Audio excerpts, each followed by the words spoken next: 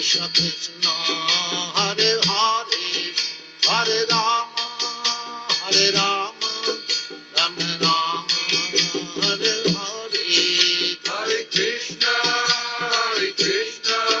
Krishna Krishna Hare Hare Hare Rama Rama Rama Hare Hare Hare Krishna Krishna Krishna Krishna Hare Hare Hare Rama Rama Rama Hare Hare Hare Krishna Krishna Krishna Hare Hare Hare Rama Rama Rama Hare Hare Hare Krishna Krishna Krishna Hare Hare Hare Rama Rama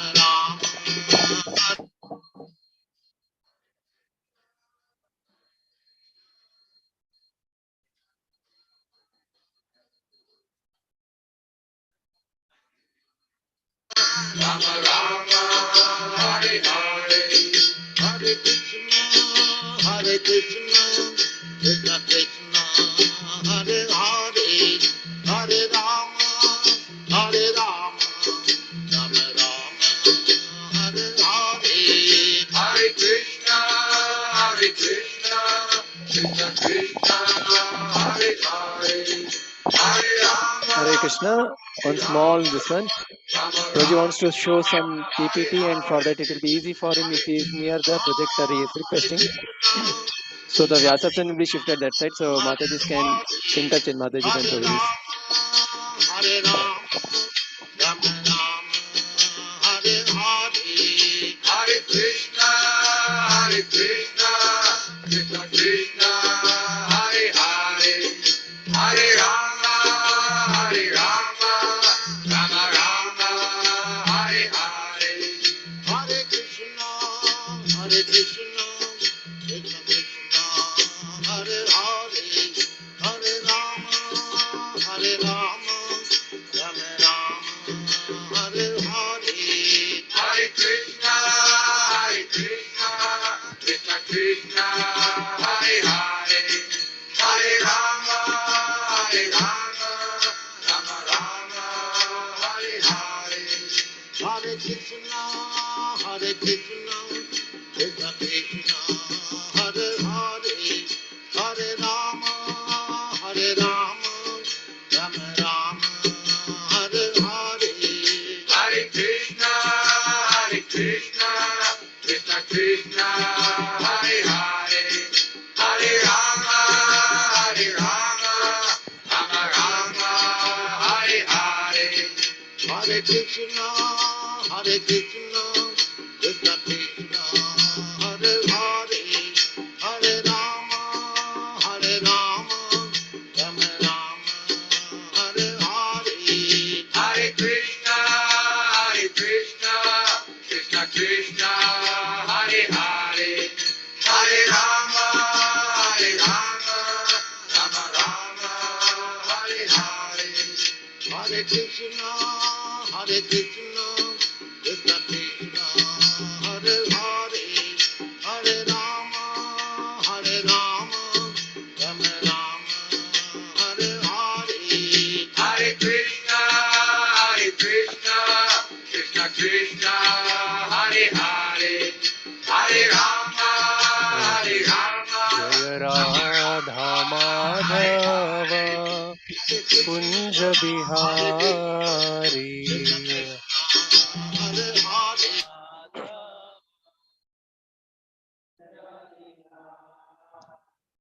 Jaya Radha Madhava Kunja Bihari.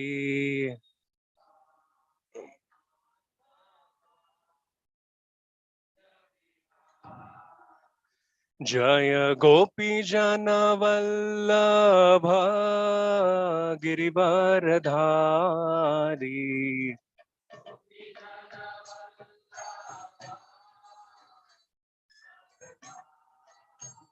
Jaya Gopi Jana Vallabha Girivaradhari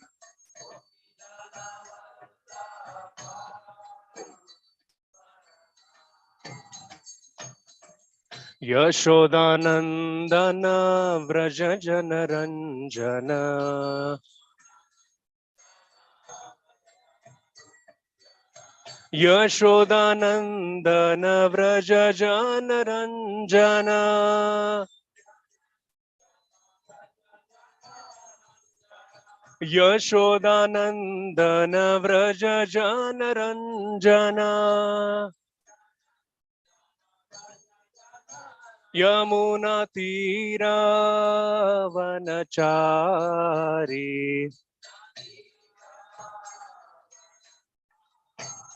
Yamuna Tira Vanachari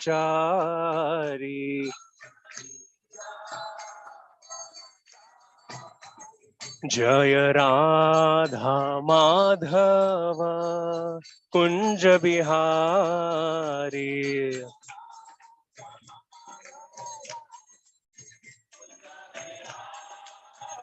Jaya Radha Madhava Kunja Bihari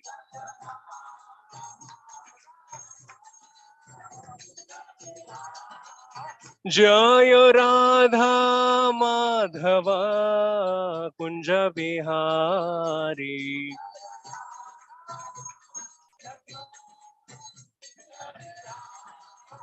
Jaya Radha Madhava Kunja Bihari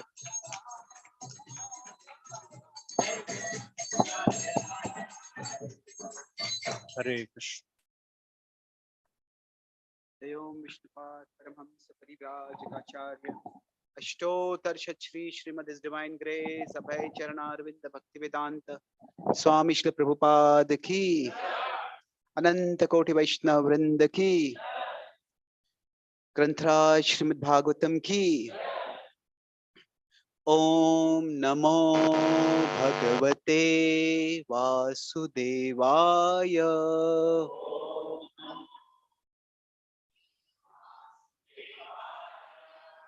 Om Namo Bhagavate Vasudevaya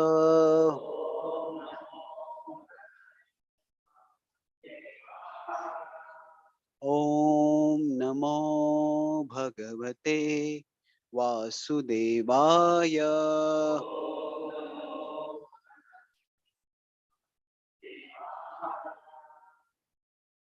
Grantra Srimad Bhagavatam Canto 1 Chapter 8 The Prayers of Queen Kunti Text 21 Krishnaya Vasudevaya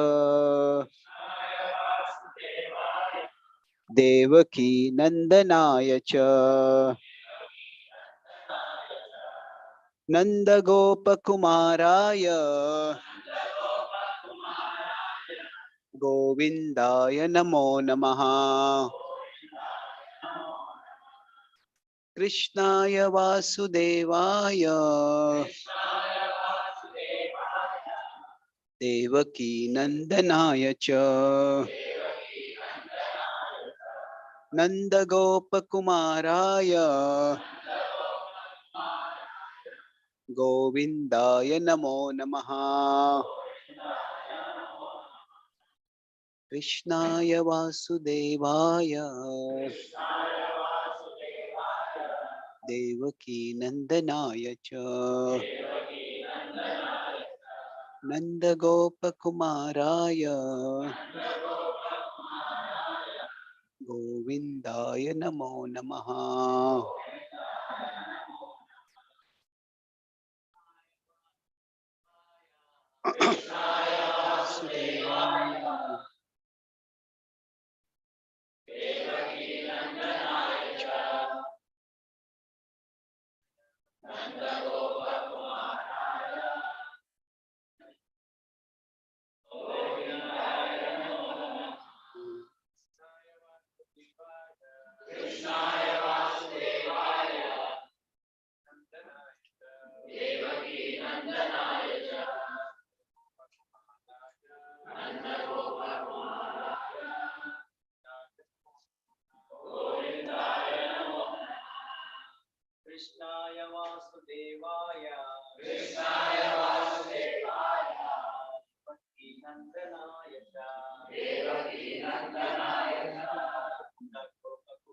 Sorry.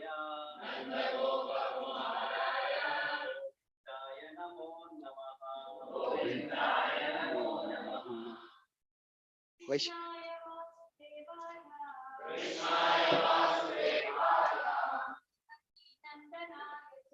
Devaki Nandanaya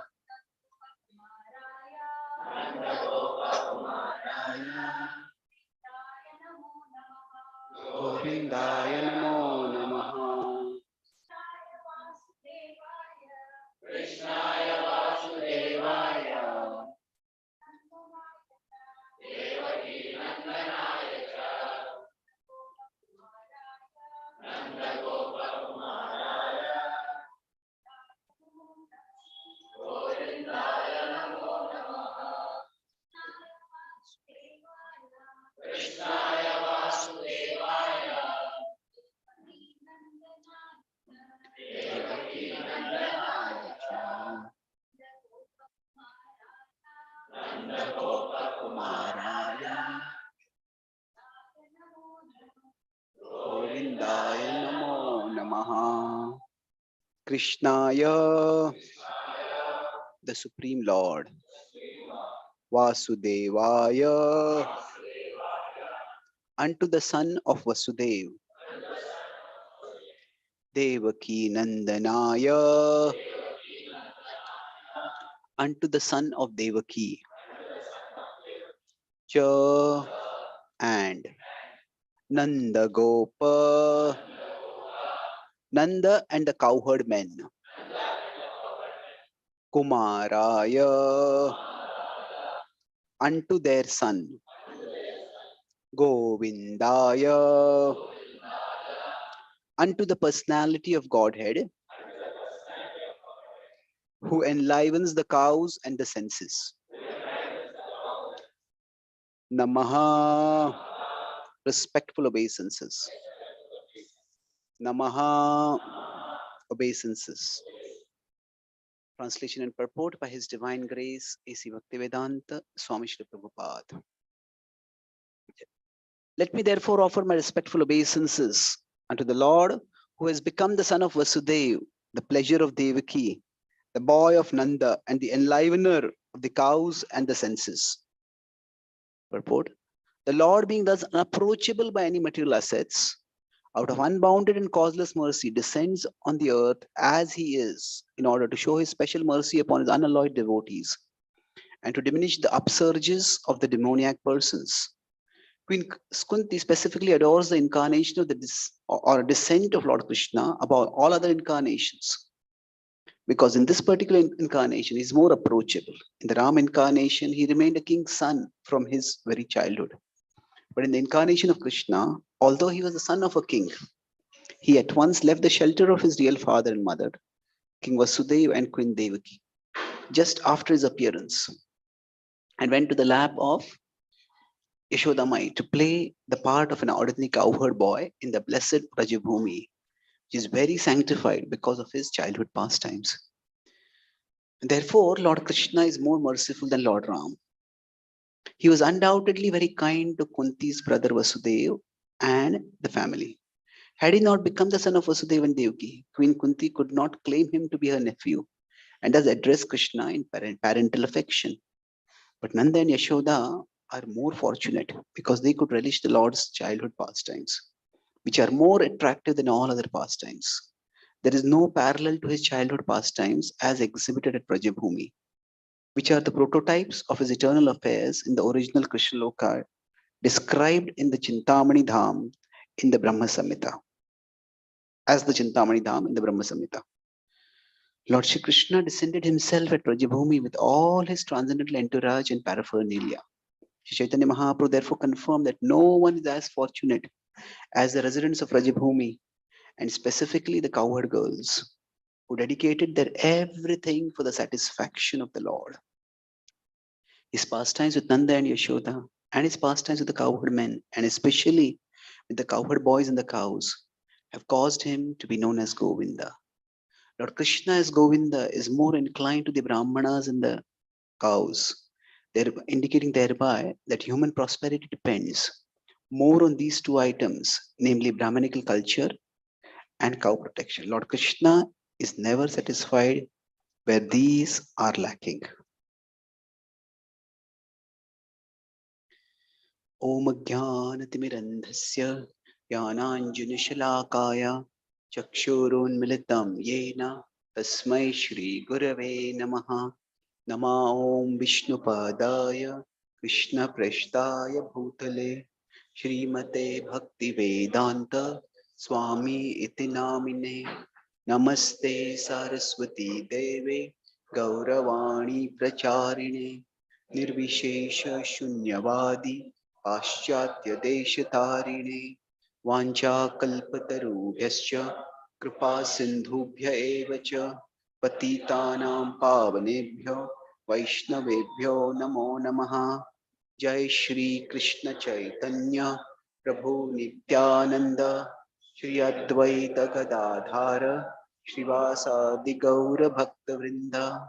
Hare Krishna Krishna Krishna Hare Hare Hare Rama Rama Rama Hare Hare. Hare Krishna.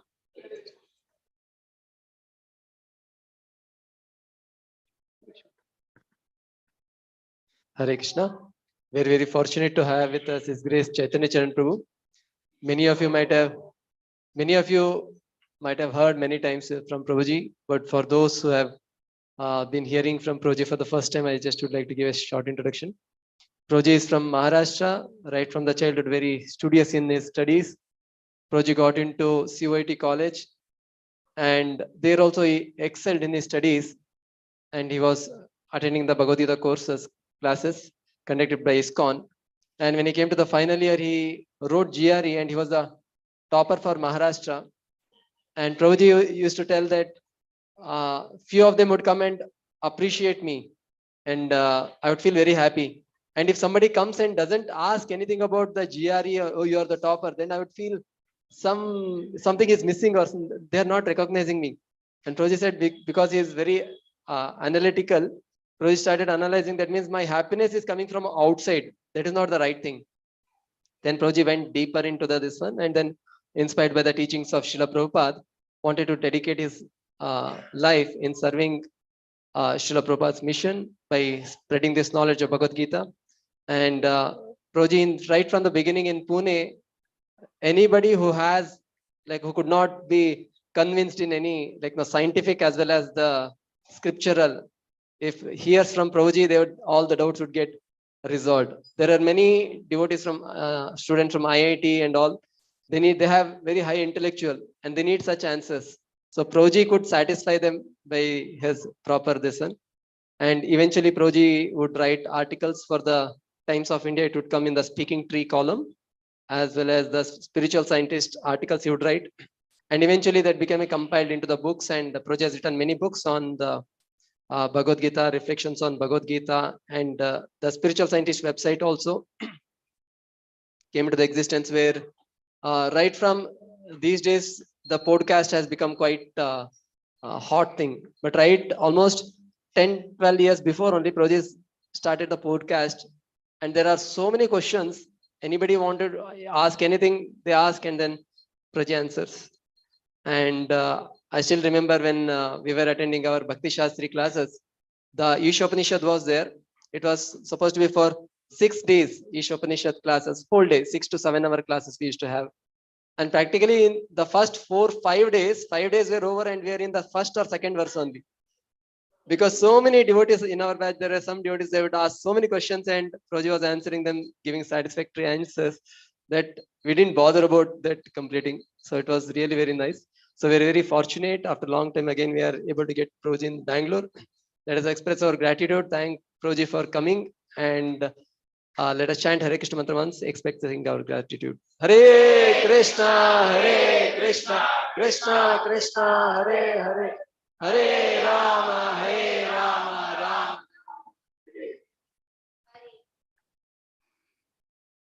Hare Krishna. I'm grateful to be here with all of you today. And I'll speak on the topic of the significance of Kunti's prayers in the Bhagavatam and by extension in our life, and specifically how this verse reflects that significance. So I'll be using this as a improvised blackboard or whiteboard. Now, the Srimad Bhagavatam has how many cantos? 12. How many chapters? 335 chapters. Which is the biggest canto? 10th canto. How many chapters? 90 chapters. Yes. After that, the two biggest cantos are the 3rd and the 11th. They have large. 4th is also long in terms of number of chapters, but in terms of verses, 3rd and 11th are quite big. 3rd and 11th are also philosophical. So, in the Srimad Bhagavatam, there is a very special narrative format used. Narrative format means we could say we start from the 1st canto and we move to the 12th canto. And within that, we have each chapter going through. However, at one level, we can say the Bhagavatam starts from the 2nd canto and it goes till about not exactly the 11th canto, a little after 11th canto. Why? Because this is the actual discussion between Shukdev Goswami and Parikshit Maharaj. So Parikshit,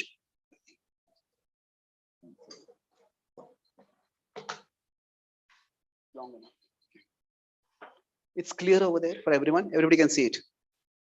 So now, in this particular discussion, Shukdev Goswami appears in the last chapter, but he doesn't speak a single word in the last chapter of the 1st canto. His first words are in the 2nd canto.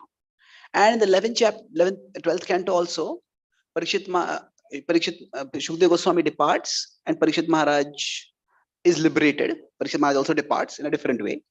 And then after the Bhagavatam narration continues. So we can say the core conversation of the Bhagavatam starts on the 2nd canto. Then we have the second conversation, the broader conversation that is between Suta Goswami and the sages of Naimisharanya. And that more or less starts from the 1st canto. This is Suta Goswami and sages. And that goes more or less till the end, apart from a few invocation verses. Now, within this discussion, it is the 1st canto's content is quite interesting.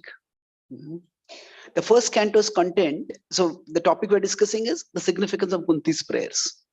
So now let's zoom in on the 1st canto. How many chapters are in the 1st canto? Anyone knows? 19 chapters. Yes, thank you. So now here, what is happening is that the 1st chapter is more or less the scene is being set. The sages are performing austerities and they're doing yajna, and that's not of much help. Then the 2nd and 3rd chapters. So that means the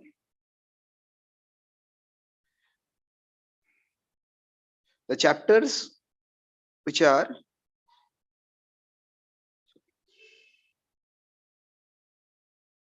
second and third chapters, these are talking primarily about the two fundamental truths of the Bhagavatam. The 2nd chapter is technically about bhakti. And the 3rd chapter is about Bhagavan, the various avatars of the Lord. Then the 4th, 5th, 6th chapters. So 4 to 6 if we go, this is the conceptual origin of the Bhagavatam. So generally, if somebody is going to give a talk, at the start of the talk, they give some orientation. What am I going to speak? Now, the Bhagavatam is a massive talk.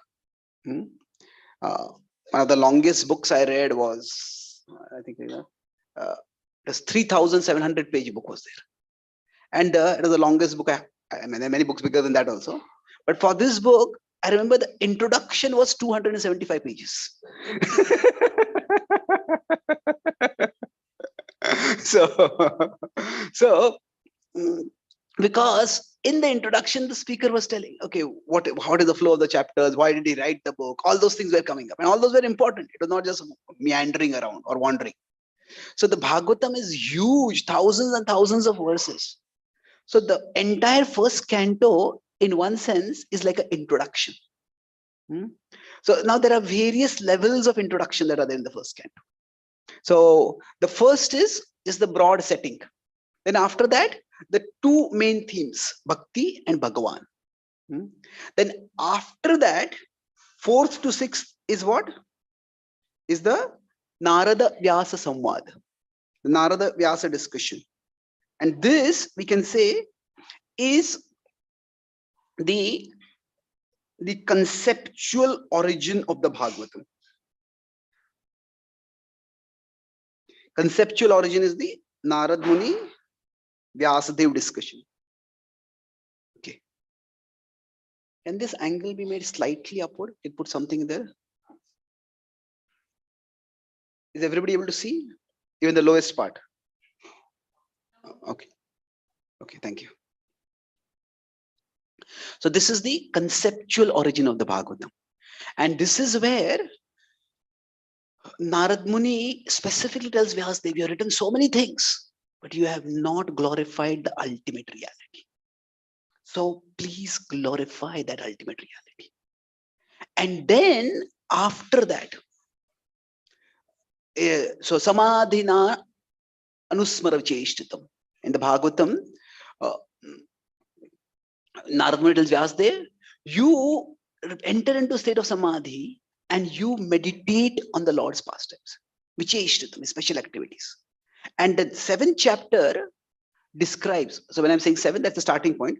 The 7th chapter, if we go from, what happened? How did this change?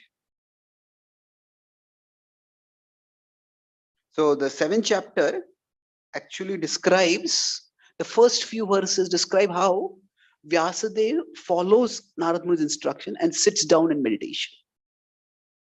And Jiva Goswami in the Sandarbhas explains that some of the verses that around 8 different frames of analysis, around 8 to 11 verses, those are the essence of the Bhagavatam in terms of concept, which Narad Muni's, which Vyasadeva sees. So there it describes how he saw the complete Samyak Purusham Purnam, Mayam Chidatapashrayam. He saw the Supreme Lord, he saw Maya, and then he saw the Jiva under Maya. And that is the essential vision of the Bhagavatam. That series of verses is beautiful. I won't go into that. But so basically, this is Vyasadeva applying what he has been told. And then after that, he starts describing the Bhagavatam. And he starts describing the Bhagavatam from his perspective.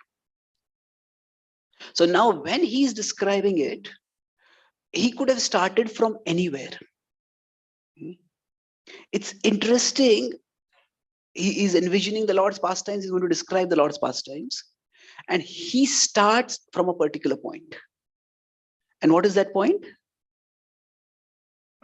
Sorry? Yes. It is Ashwathama. It actually, the first action, there's no Ashwathama over there. It is Krishna and Arjuna. It is the exact same first focus as in the Bhagavad Gita. Now, if there is some very well-made movie, then in a well-made movie, one of the most important things is the hero's entry. How does the hero come first? So the hero's entry in both the Bhagavatam and the Bhagavad Gita is very similar. It's Krishna and Arjuna are on a chariot, and Krishna is the charioteer. And there also, actually, there's a discussion in the Bhagavad Gita. Similarly, something will happen over here. But it is from this point it starts. So the Bhagavatam, in one sense, is describing Krishna Leela from chapter 17 till chapter 15.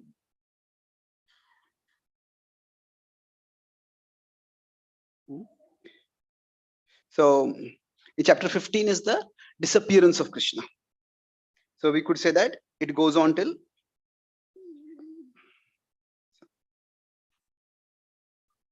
beyond that till chapter 16 also.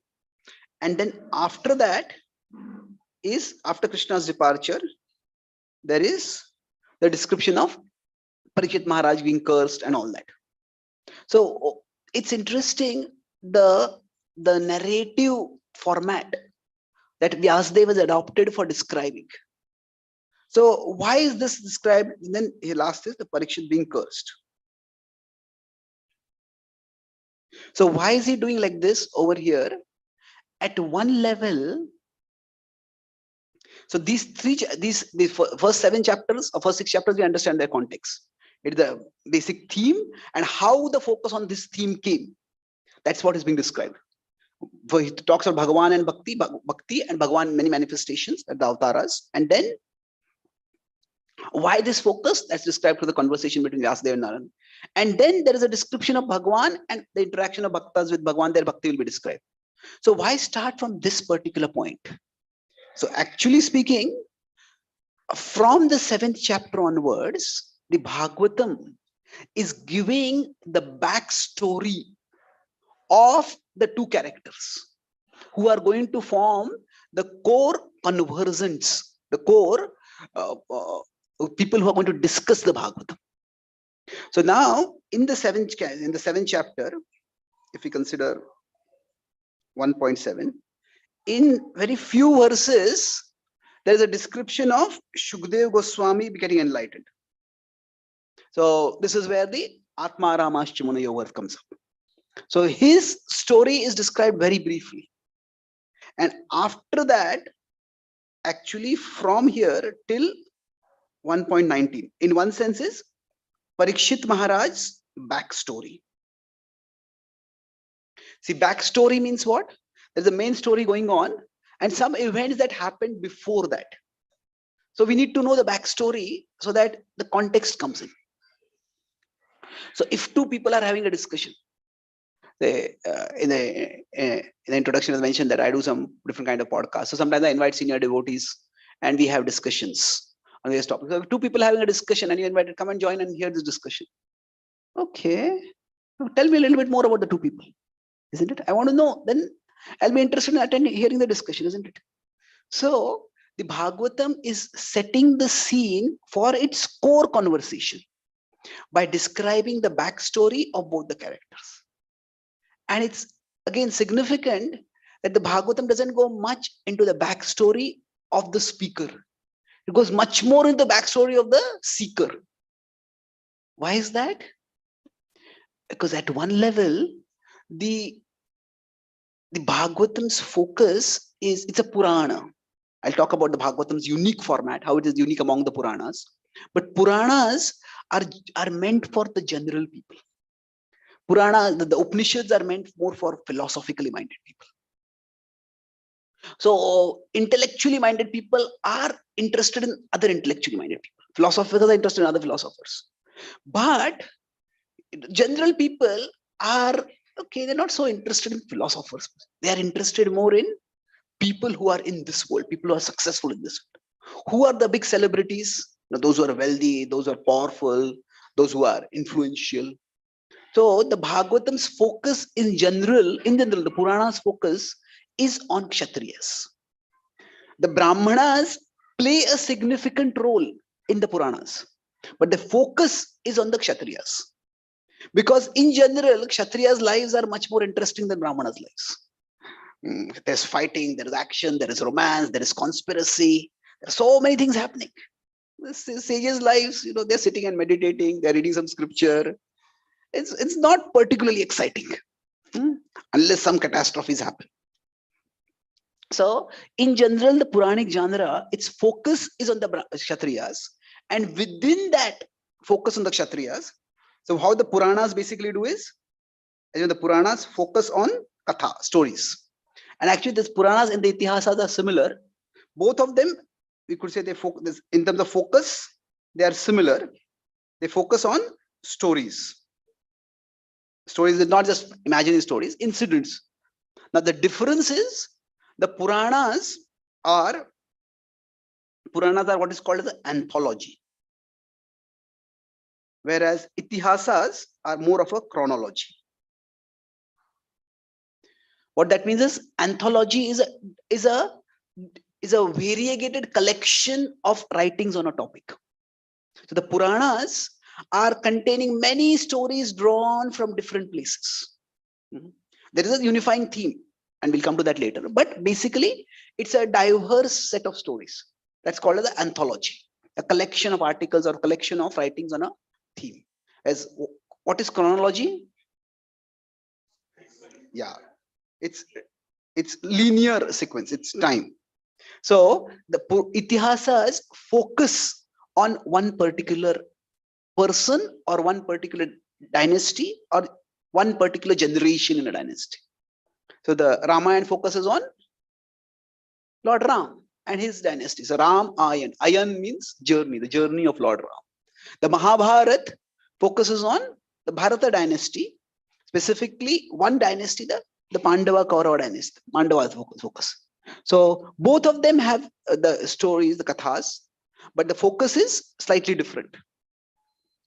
Now, within these stories, which are there in the Bhagavatam, what they do is the focus of the story.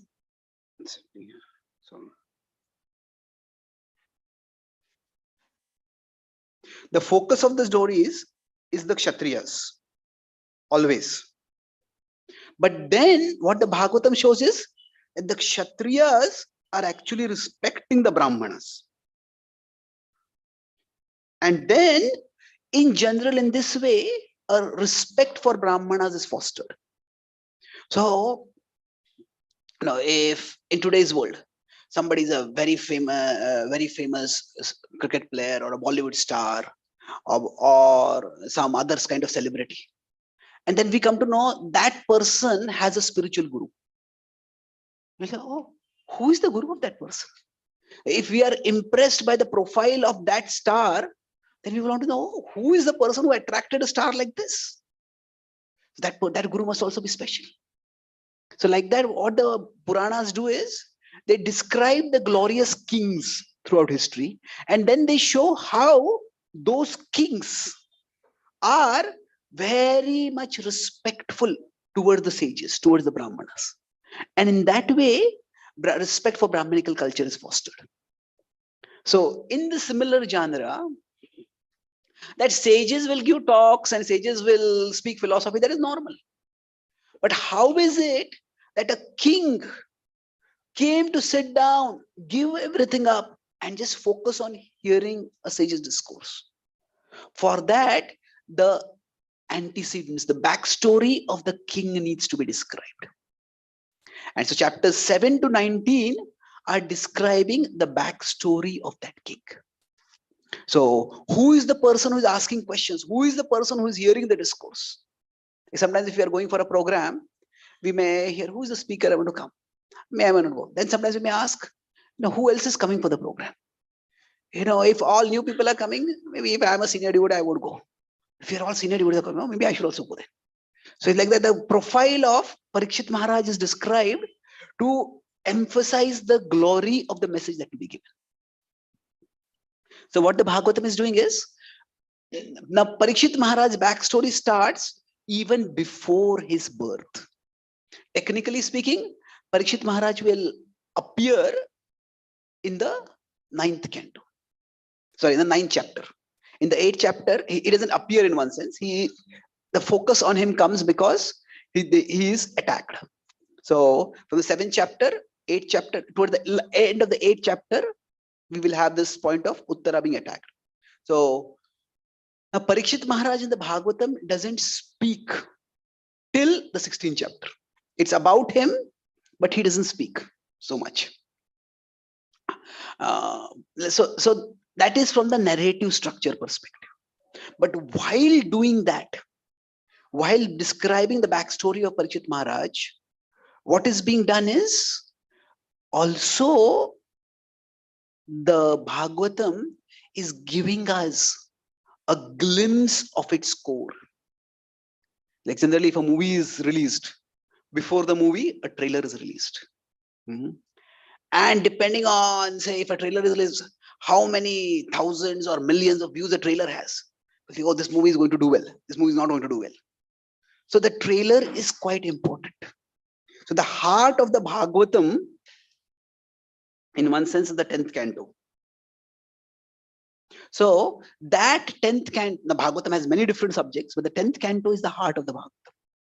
And that 10th canto focus on Krishna Leela, we can say that is the main part of the movie.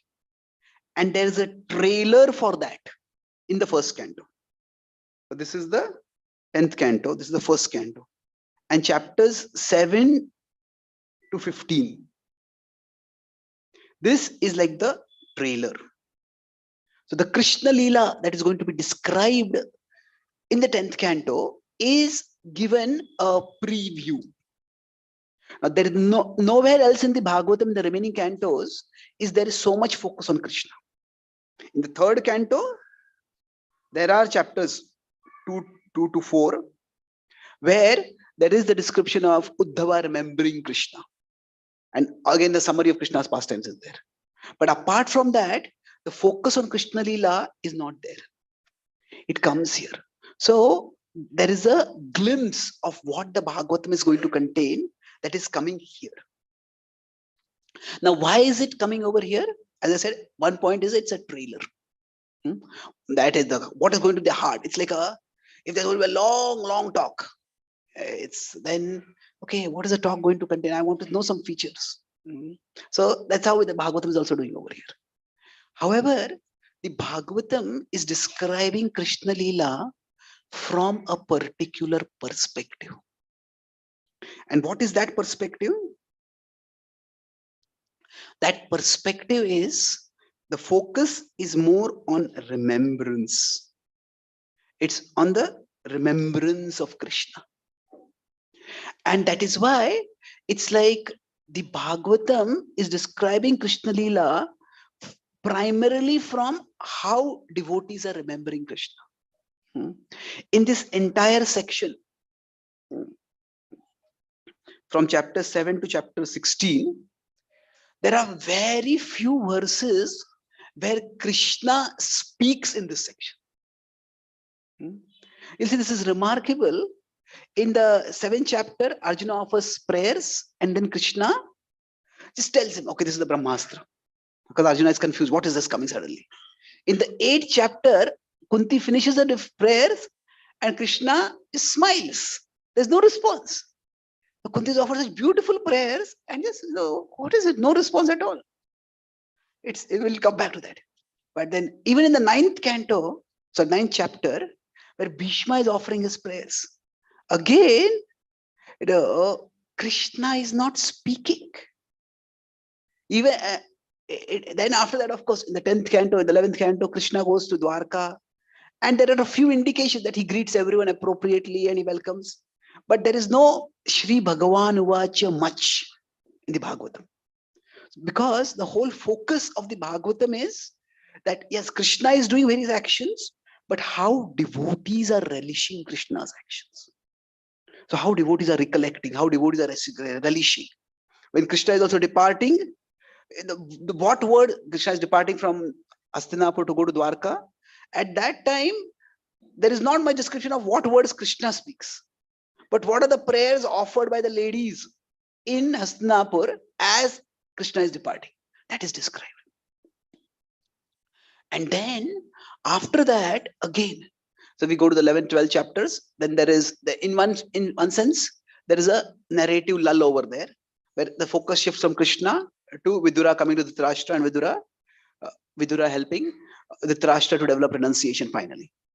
And after that, it's like Krishna's departure is not described. Again, it is described as a recollection. There are two memories. Yudhishthir's memory, Yudhishthir's thoughts, his apprehension. Has something terrible happened? Has Krishna departed? And then Arjuna's recollection of Krishna after Krishna's devastating departure. So basically, what is the Bhagavatam doing? The Bhagavatam, through this focus, is in one sense, again, the preview is of the Bhagavatam's focus. The Bhagavatam is meant for aiding Parikshit Maharaj in remembering Krishna. So in this way, while Parikshit Maharaj is not directly introduced, but the mood of the Bhagavatam is devotees are immersed in remembering Krishna. That is what is described. In one sense, if we consider the big epic, is the Mahabharata. And the Bhagavatam is a little bit like it's focusing on the last part of in fact, it's like after the war is over. What happened? So this is not proportionate. If you consider the Bhagavatam 110,000 verses, the Mahabharata is 110,000 verses.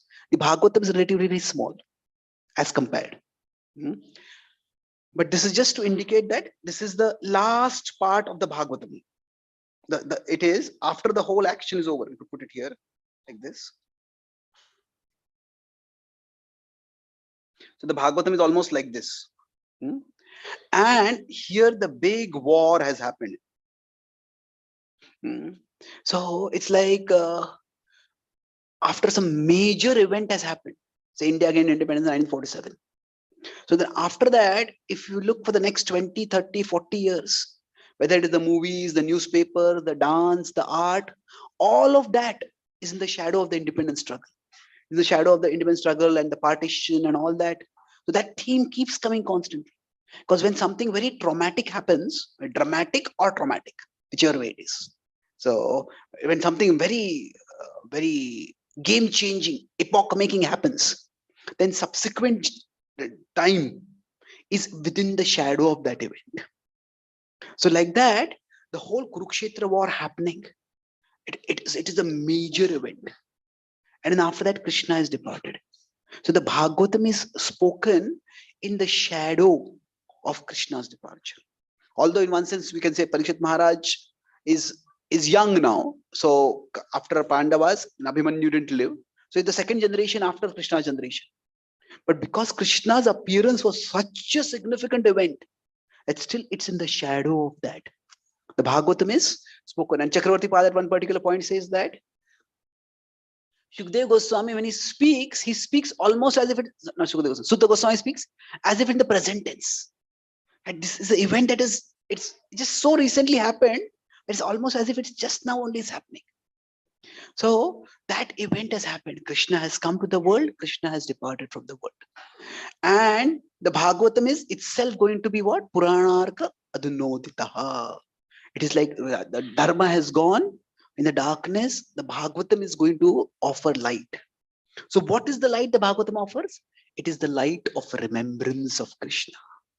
And that's why how various characters take shelter of Krishna through remembrance is described in this passage. That is the primary focus of the Bhagavatam. And within that, the first major incident of remembrance is Kunti's prayers. Now, the Bhagavatam, as I still not talk about how the Bhagavatam is Purana and what it's doing. Now, how the Bhagavatam is a different Purana, it is a distinct Purana. So, if all this is sounding very technical, don't worry, it's only going to become more technical.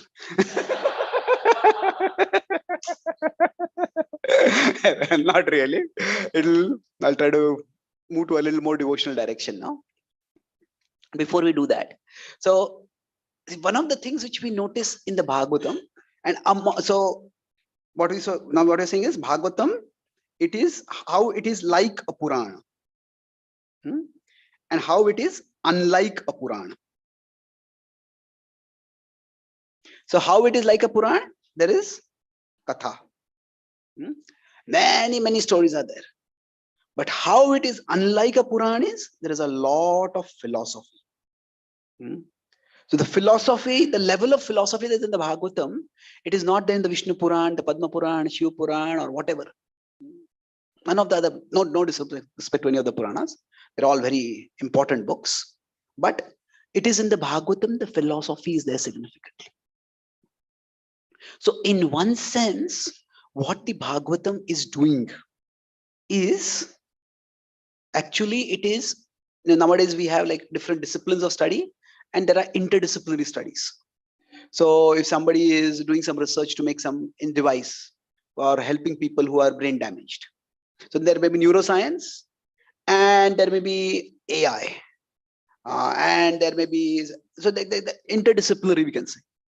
So the Bhagavatam is actually, in one sense, drawing two disciplines together. So there is the Puranas and the Upanishads. So the Upanishads are more about philosophy. The Puranas are more about stories. The Bhagavatam combines both of these. So Katha and Tattva Gyan, philosophy. And this blend, the blend that the Bhagavatam does for these two things, that is demonstrated primarily through its prayers.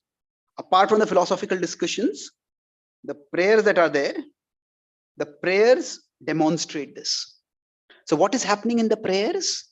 The prayers are often quite elaborate, isn't it? Generally, if we sing the, say, the Vaishnava songs, they are relatively easy to sing. They're easy to understand. Sometimes in the prayers seem to have such complex philosophy. We wonder what is actually going on over here.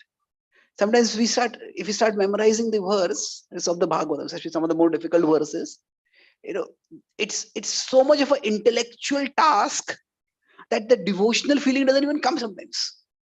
Like, once I was giving a class, I was telling devotees about how when we come before the deities, we can try to memorize verses and offer those verses in a prayerful mood to the Lord.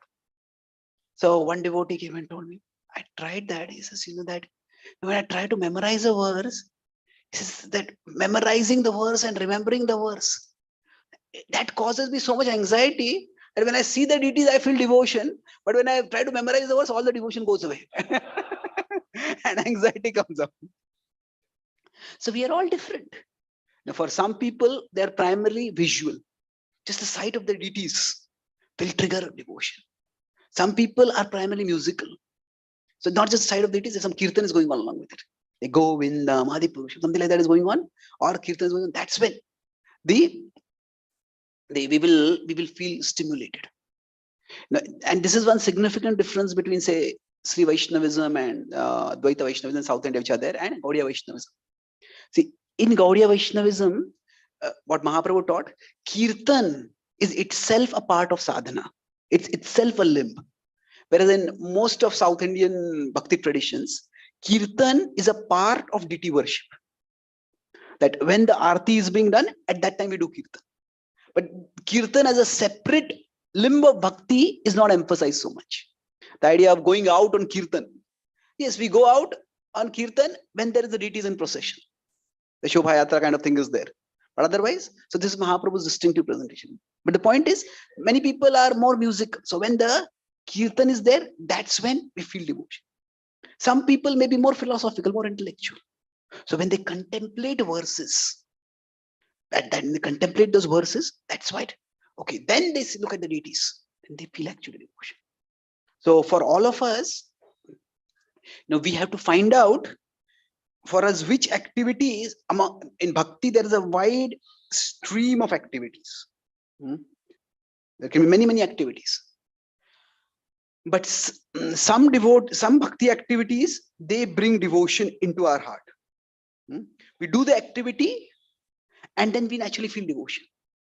But some activities, we have to bring devotion into them. So some activities bring devotion into us, and some activities we have to bring devotion into them. What do I mean by that? That for us, some activities, naturally we do the activity and we will feel devotion over there. But some activities, we may not feel the devotion. So we may have to pray, we may have to contemplate, we may have to connect. So for example, philosophy, we may not feel it as devotion. Krishna actually says, Adhishyate cha yamam dharmam sammadamavayo jnana yagyena tenaham ishtasyamiti vinti. Krishna says, studying the Bhagavad Gita is worshipping me with your intelligence. That means just as we might do puja with flower and lamp. So Krishna is saying, when you're studying Shastra, you're worshipping me with your intelligence. But for some of us, if we don't find Shastric study devotional, it is intellectual, then we need to bring devotion. Maybe recite some prayers, do a short kirtan, and then bring yourself into a proper frame of mind. Same way with japa. For most of us, japa itself may not bring devotion into our heart. Kirtan may very easily bring devotion into our heart. That's why we may have to bring devotion into our heart and then bring it into japa first. And that's why in our in the morning program we recite Shikshashtakam, we do other prayers before japa. So we may have to do that. Maybe remember some sweet pastimes of Krishna, sing the Hare Krishna Mahamantra, your favorite tune. Bring a devotional frame of mind and then bring yourself into that activity. That's how the connection will happen. So in the Bhagavatam, so why am I talking about this? In both of these, the point is we want a connection with Krishna. So how the connection with come, that will vary. So I was talking about the Vaishnava songs, we may see that the connection is naturally, we just feel connected with Krishna through that. But through the Bhagavatam's philosophical prayers, we may not feel connected. So in that case, we need to look at the character. We need to understand the context of the character. What is going on? And as we contemplate the character's surrender, the character's devotion, and then we look at the prayers from that perspective. Then we'll see, oh, okay, there's so much devotional import over here. Otherwise, it might seem just the same philosophy that is spoken everywhere in the Bhagavatam. Same philosophy is spoken in all the prayers. But no. So Prabhupada in his classes and on the Queen Kunti's prayers, which has come out as a book, and Prabhupada especially brings out the heart of Kunti Maharani. So because that heart is being presented through the medium of philosophy, so that's why sometimes the heart may not be seen.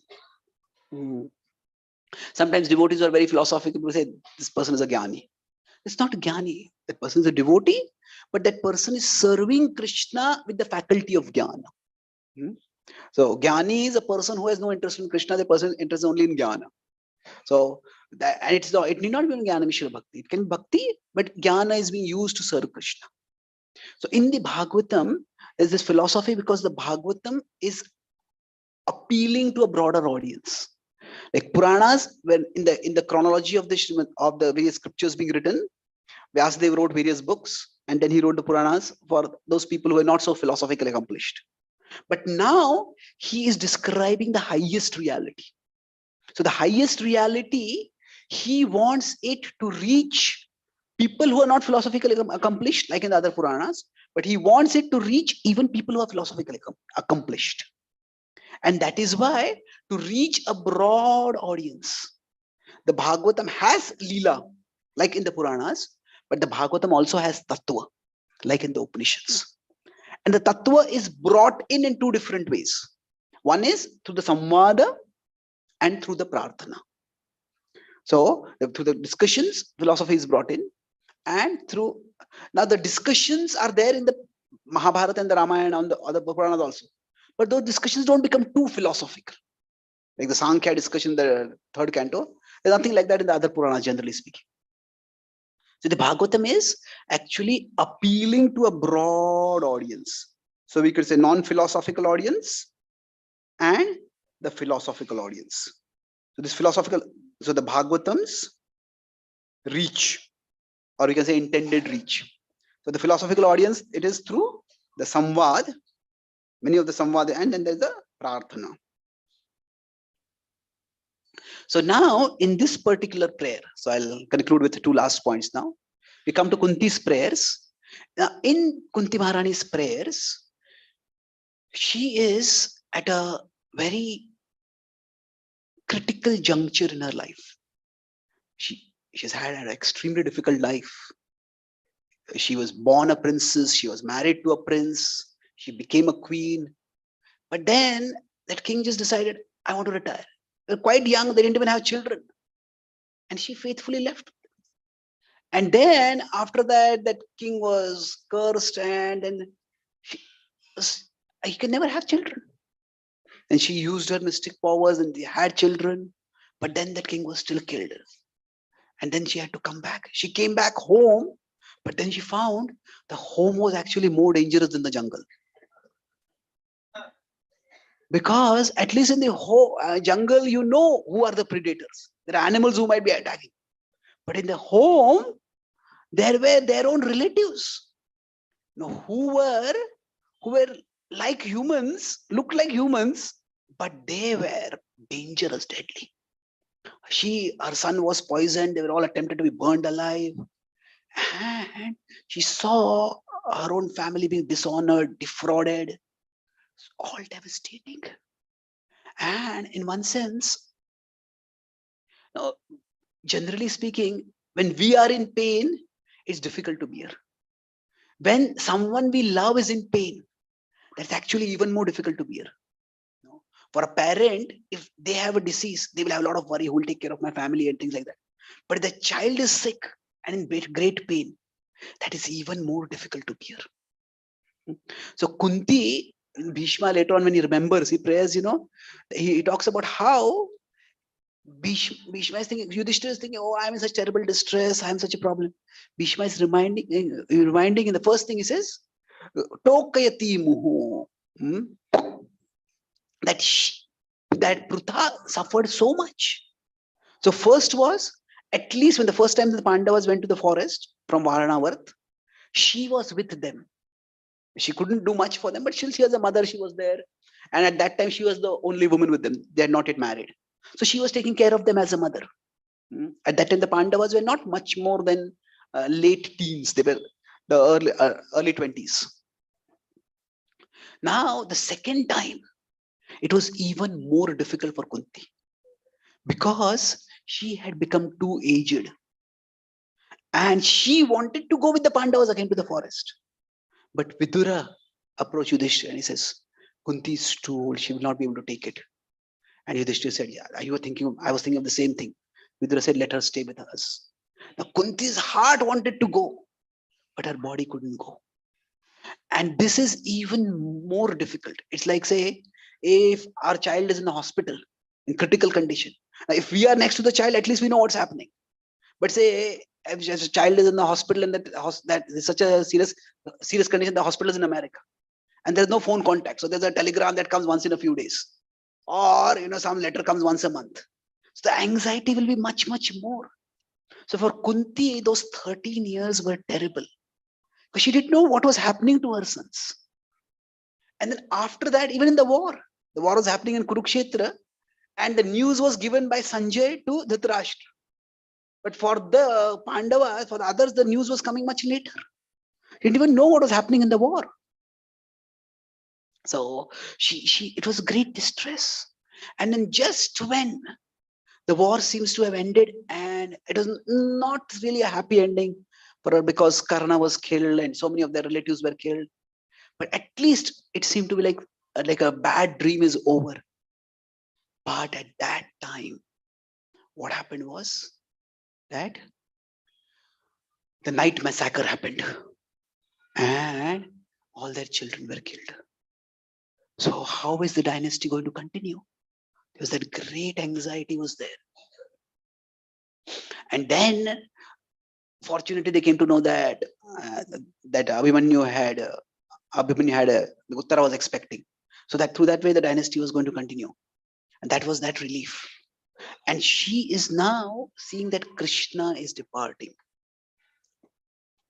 So she has always been devoted to Krishna, and Krishna has protected her in various ways, her and her family. Although there are great dangers, she has been protected. But now Krishna is about to depart.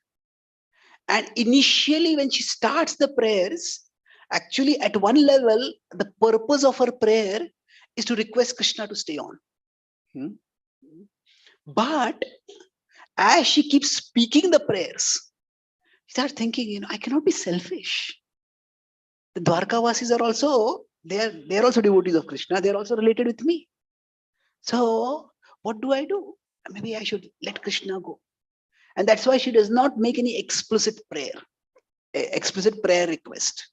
And Krishna understands her heart and Krishna smiles. Now, see, if there is a devotional need, you please be here and we want your association. Krishna says, no, I'm going. But when there is a practical need, Krishna says, I can't become the king. Then Krishna says, I'll stay now. So everybody has a devotional need. We all want more association. But we can't expect our spiritual masters, our senior devotees to be always with us. But if there's some practical crisis that is there, then they will be there for us. So at that time, Yudhishthir stays on. Sorry, at Yudhishthir's request, Krishna stays on. It is not that Krishna considers Yudhishthir more important than Kunti. It is not the reflection on the value of the devotee, but it's a reflection on the need. So now what happens is, in this context, Kunti is making her prayers. So through her prayers, she is demonstrating remembrance of Krishna. And this, so I said that was the first point, the context of Kunti's prayer. Now let's conclude by focusing on this particular prayer. So Krishnaya Vasudevaya Devaki Nandanaya cha Nanda Gopa Kumaraya Govindaya Namo Namaha. So in one sense, there is an evolution in the vision or visualization of divinity. In this particular prayer, there's evolution in the visualization of divinity. God is who he is, but God never changes. God is always who he is, but our understanding of God can evolve. So that this prayer is actually revealing that evolution in her understanding of, or even in her expression and her articulation of who the divinity that she is referring to is. And Prabhupada's purport is focusing on that.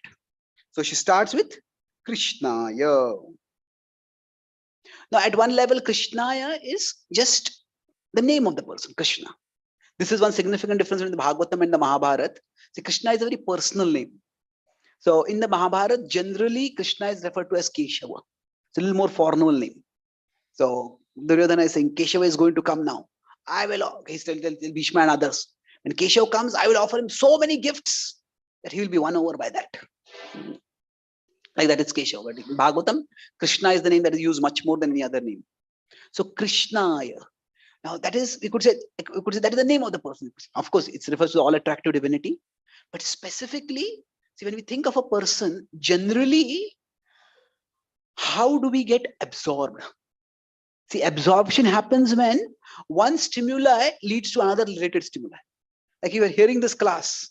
Now, when you are hearing this class, if what you are hearing is also triggering thoughts of something which you have heard before, some questions you have in your mind, then what happens is, then there is absorption.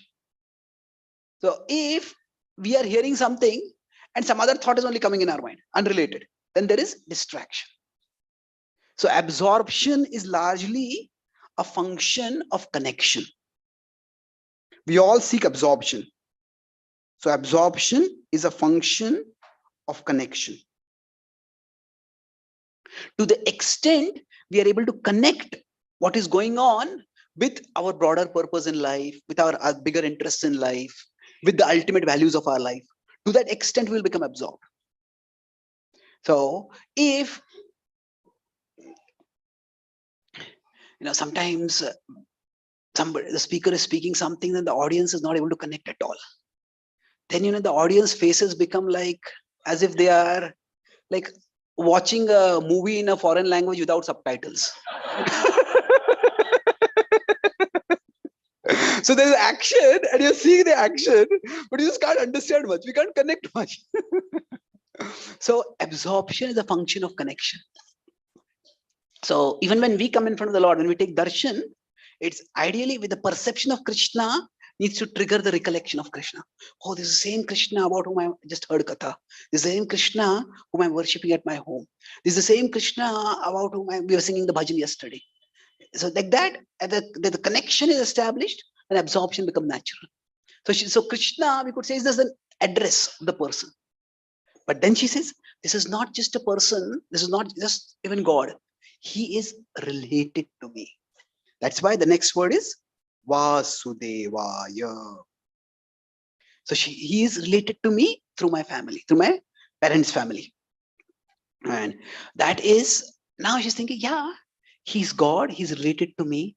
But actually, he's much more than that.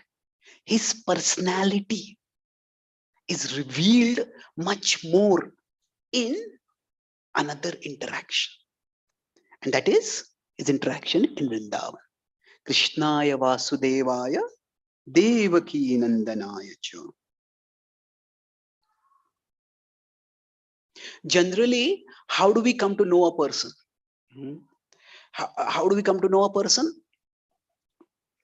It is, we talk with them, we interact with them. But in our interaction, we come to know a person a little bit.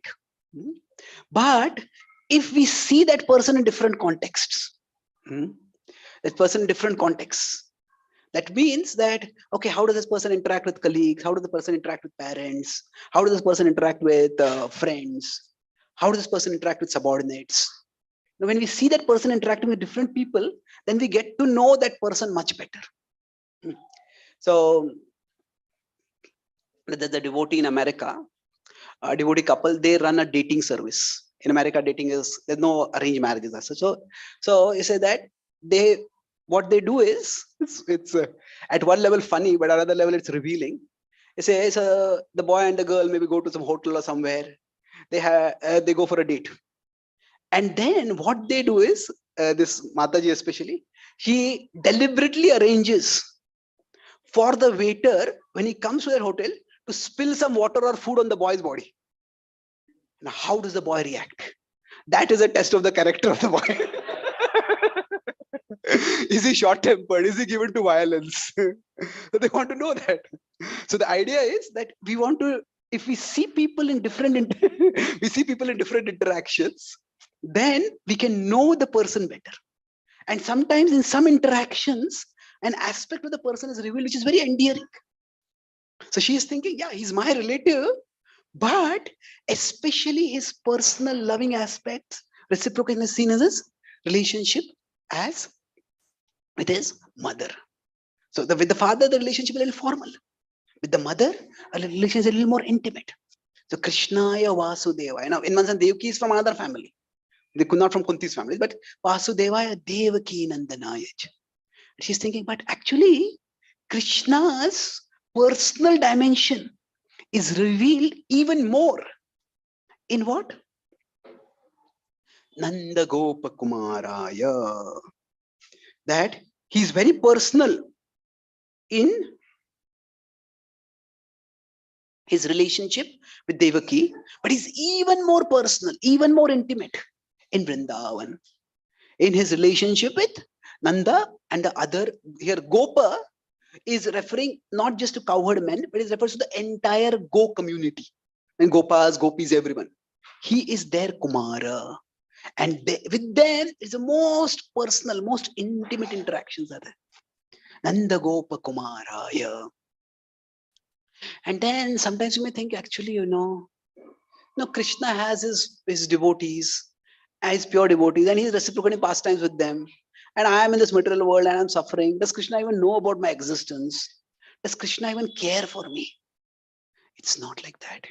No, it's actually, we can say, if Krishna is here, from Krishna has many circles of love. So we could say the gopis are in the innermost circle of love. We could say the Radharani is even more inside. But then we could say there are the Pandavas or there are other pure devotees. But like this, there are countless circles of love extending from Krishna. And everyone. So we may not pure devotees, may just Krishna is Bhakta Vatsala. Then beyond that, Prahlad Maharaj says the Lord is Krupana Vatsala. He's not just the lover of his devotees, the caretaker of devotees. Even people who are short-sighted, people who are materialistic, he is the well-wisher of even those people. And if we go beyond that, he's also the ultimate circle that includes everyone. That is Surudam Sarva Bhutanam. So each one of us is already in the circle of Krishna's love. However, we could be an inner circle or an outer circle. So when we are practicing bhakti, from wherever we are, say we are maybe sadhakas, we are trying to move from this circle to this circle. When we are doing outreach, we are trying to get people from this circle to this circle. So we are trying to draw everyone inward toward Krishna. And that universality of Krishna, that is in the concluding words, Govindaya. So Govindaya is, he is the giver of pleasure to the cows. That is very specific and personal, specific and contextual. But he's also the giver of pleasure to the senses. And that's whose senses? Everyone's senses can get pleasure. No, when we sing Krishna's names, anyone, even a person who is not a devotee, they can experience Krishna's pleasure. When we take prasad, everyone can experience pleasure. So Krishna's temples, they're beautifully decorated. So bhakti is actually,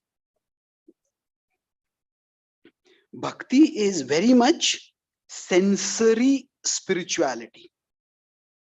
In bhakti, the senses are very much used to approach the ultimate reality. In the Jnana Marga, the senses turn away from the senses, because the senses will go toward the sense objects. Therefore, turn away from the senses, turn away from the sense objects. Pratyahar is important. But in bhakti, it's all sensory spirituality. A model of bhakti is Ambarish Maharaj described by Srila Prabhupada in the second canto and in the Bhagavatam 9th canto.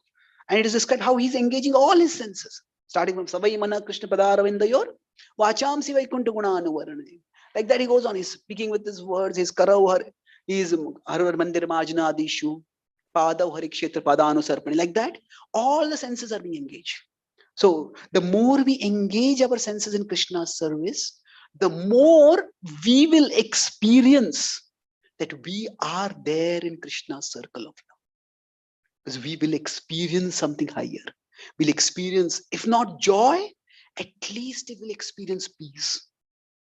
We will experience ecstasy eventually. But even before ecstasy comes, we'll experience that peace. So in this way, in this verse, she is invoking that divine. And she's giving us all an opportunity to connect with that divine, both through her example, personal example as she is connected in her life, and through the words that she has left as a legacy for all of us. So the Bhagavatam offers us through Kunti's Maharani's example and through so many other examples, models of how we can be absorbed in the remembrance of Krishna. We all have difficulties in life. Life is just tough. That's the nature of reality. Few of us can say that we have as many difficulties as Kunti Maharani, who can say that our son was poisoned, our children were burned alive. None of us have had difficulty like that. If she has taken shelter of Krishna, so can we. That is the enduring inspiration that the Bhagavatam offers all of us. So I'll summarize. I spoke 4 main points today. The first point I started was the structure of the Bhagavatam. So I talked about how the main conversation starts from the second canto. The core conversation starts from the first canto, second chapter itself. But within that, first the 2 main themes are described. The first canto is like the introduction to the core themes, Bhakti and Bhagavan. Then the introduction to why the focus came on this theme. That's in chapters 4, 5, 6, the Vyasa Narad Samvad. And then the introduction to the characters. And within that, the focus is primarily on Parikshit Maharaj, because the Kshatriyas' lives are much more interesting than Brahmanas' lives. So Puranas focus on Kshatriyas and show how Kshatriyas respect Brahmanas. That's how Brahmanical respect is also cultivated. And then while doing this, an expert speaker can, as they shoot many arrows, shoot many targets with the same arrow, like that. So while introducing Parikshit Maharaj, the Bhagavatam is also giving us a glimpse, a preview, a trailer of what it is going to give in its heart. That is the 10th canto. So we discussed the structure of the Bhagavatam, and then within that we discussed that this whole idea of a trailer, how that is, if the Krishna Leela comes as a part of the trailer, and that in that it's not just Leela that is coming, but the Leela is coming in the mood of remembrance. The focus in the Bhagavatam, the first canto, is not so much on Krishna speaking or even Krishna doing a lot of things. Krishna is doing, but it is all from the perspective of devotees, how they are perceiving it, how they are relishing it. And then we came to the focus on Kunti Maharani, and then we discussed how her prayers, in one sense, they are the prayer. It is a prayer with a non-request. She doesn't make any particular request to Krishna. She starts with a desire to make a request, but stay on. But then she says no. So it's a request is that please let me remember you always. Just like the Ganga flows towards the ocean.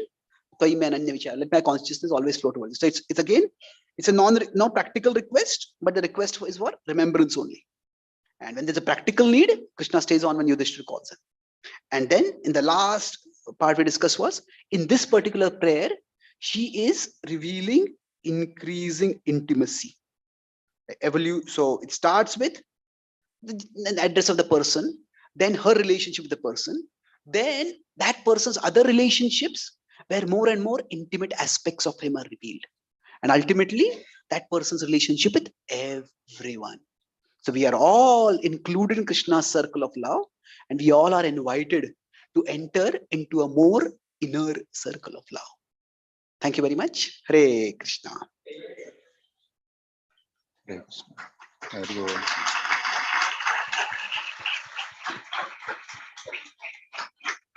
Should we take some questions? Yeah. Do you have any questions? Yeah.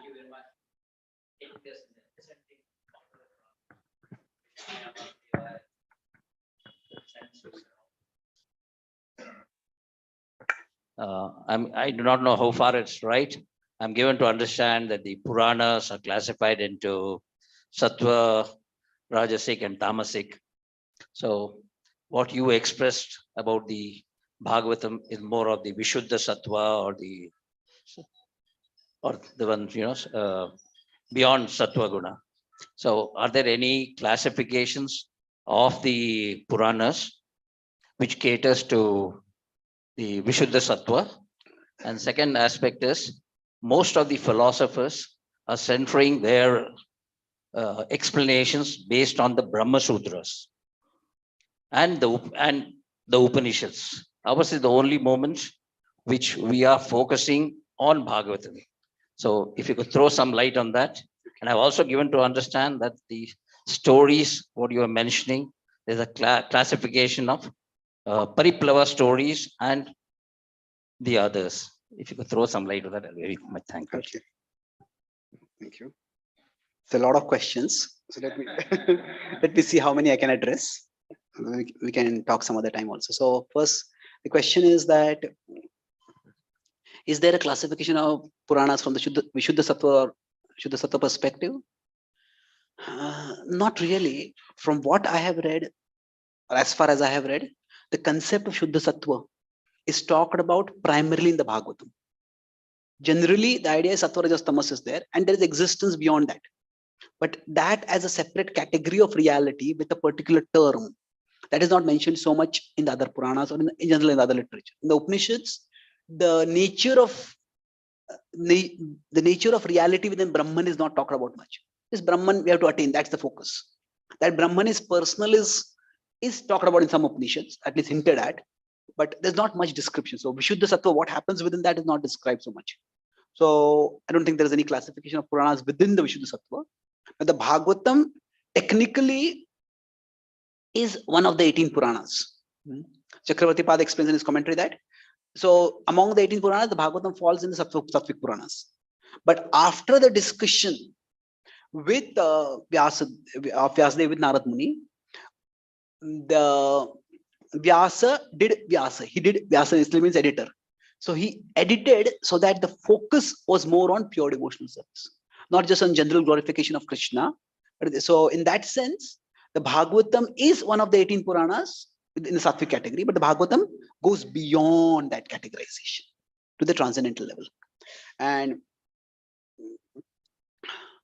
what was the second part of the question? You also don't know, okay? Yeah, so okay, Brahma Sutras. So in our tradition, the Brahma Sutra, there's not much commentary. Well, it is not that it is not there. Basically, primarily from the time of Shankaracharya, slightly before that, from that time onwards, this Prasthanatraya started becoming very important. And Ramanujacharya followed that. Madhvacharya also followed that. They commented on the Prasthanatraya. Now, by the time Shri Mahaprabhu appeared, what had happened was bhakti had become very widespread. So while Advaita Vedanta, or the more the Vedantic approach, had still a stronghold on the Brahminical class, the Brahmanas. But in general, among the masses, bhakti had spread quite a bit. And the bhakti text had also become quite significant. So Mahaprabhu, in one sense, was, in some ways, he was a reformer, some ways he was a revolutionary. So he was a reformer in the sense that he didn't really, when Haridas Thakur was not allowed into Jagannath temple, he didn't make agitation against that. Okay, you can just, you can take prasad, you can participate in kirtan. So in some ways, Mahaprabhu went along with the existing social norms, cultural norms. But in some ways, he challenged those norms. And one of those ways in which challenge was the idea that a sampradaya to establish itself needs to write its own commentary on the Vedanta Sutra. His reasoning was the same Vyasadeva has explained the Bhagavatam. So there is no need for that commentary. So what was Mahaprabhu doing? Mahaprabhu, in one sense, was challenging that notion that you need, that sampradaya for its authentication needs a separate commentary. And to some extent that worked. But what happened is that Mahaprabhu, relatively speaking, he departed when he was 48. It was from one perspective, he was quite young. Ramacharya lived for more than 100 years. So then, after him, the charisma and the potency that he had, it was not there subsequently.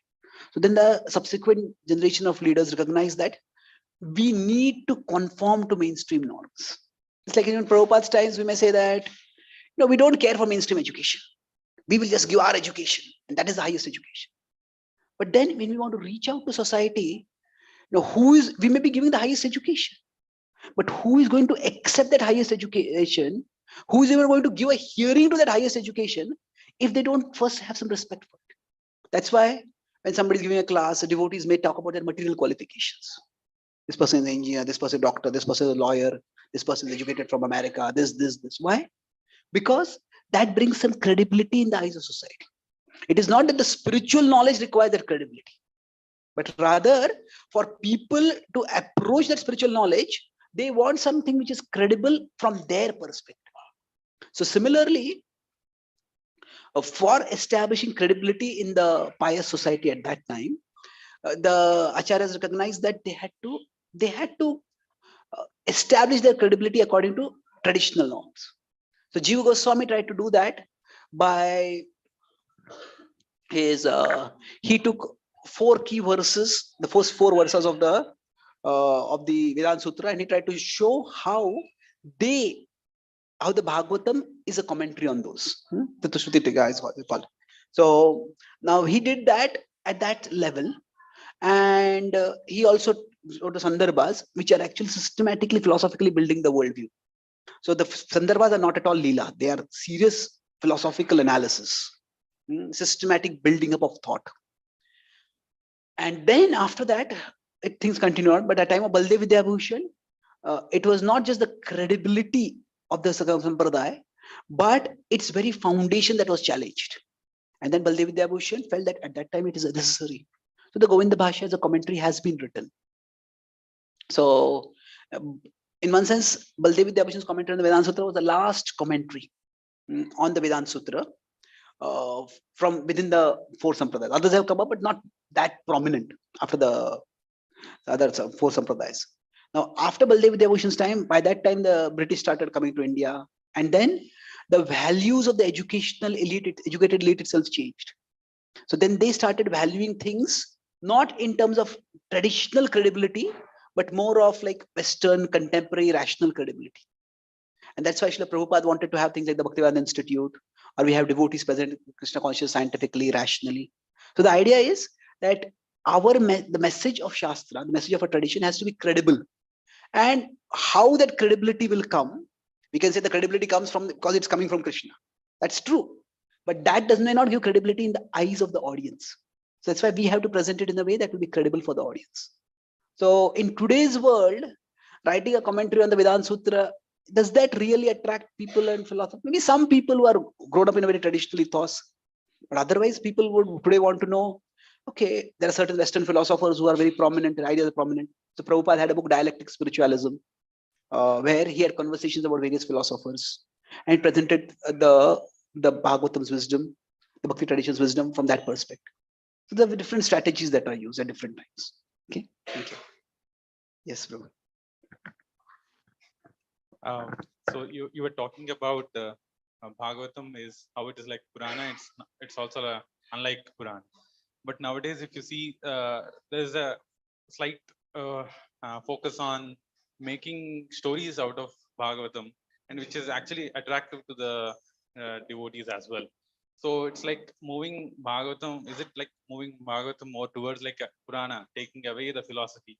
Is there a balance that needs to be taken caution? Okay. So if the Bhagavatam stories are being told, and are we making it taking away the distinctness of the Bhagavatam, which is a blend of philosophy and pastimes and philosophy? Not necessarily. There's a difference between two things. Let's put it this way. So if this is the Bhagavatam, now for certain audiences, only a particular part of the Bhagavatam may be told. And then that will become eventually their entry to the whole Bhagavatam. So taking a particular part and focusing on that part, that is fine.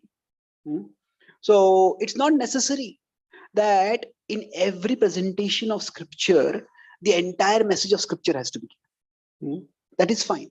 The problem may come when we don't at all mention that there is anything more than this part. So what happens is, this part is there and the whole is there. But when the part is a pathway to the whole, that is good. But when the part is itself equated with the whole, this is the part, I think there's nothing more in this. Na anyat asti iti vadinaha. In the Bhagavata, Krishna says karma kanda itself is not a problem. Karma kanda is a teaching of scriptures. But the problem with karma kandis is that they think there's nothing else in the scripture. Na anyat asti iti vadina. There's nothing else. That is the problem. So can we draw, say, leadership lessons from the Bhagavad Gita? Can we draw self-help lessons from the Bhagavad Gita? Fine, we can draw it. But we shouldn't say that this is the essence of the Bhagavad Gita. That is not the essence. That is some lessons that can be drawn from it. So we need to make Krishna consciousness and core elements of Krishna consciousness appealing in different ways. So that's actually, in one sense, the expertise of the devotees to take the attractiveness of Krishna and manifest it for different people, for different demographics, different audiences. Okay, thank you. Yes, please.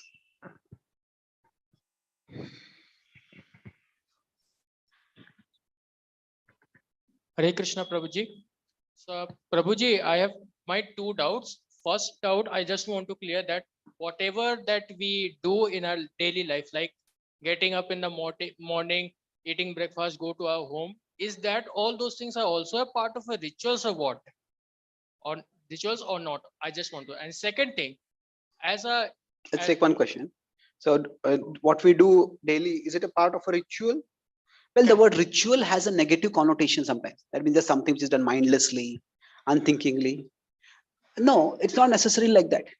See, rituals, broadly speaking, are meant to give a structure for regular action. Say, for example, when we meet someone, we shake hands. A shaking hand is a ritual. So if that ritual were not there, then when we meet people, we want to express our cordiality. How do you express that? We need some structure for some standard actions that are there. We need a structure to communicate that. Say, like in cricket, when somebody hits the ball over the boundary, you raise your hands. Now, this doesn't look like a six in any way, isn't it? It has got nothing to do with six, actually, isn't it? That's a ritual. So rituals are there in every area of life. So ritual, just something being a ritual is not a problem.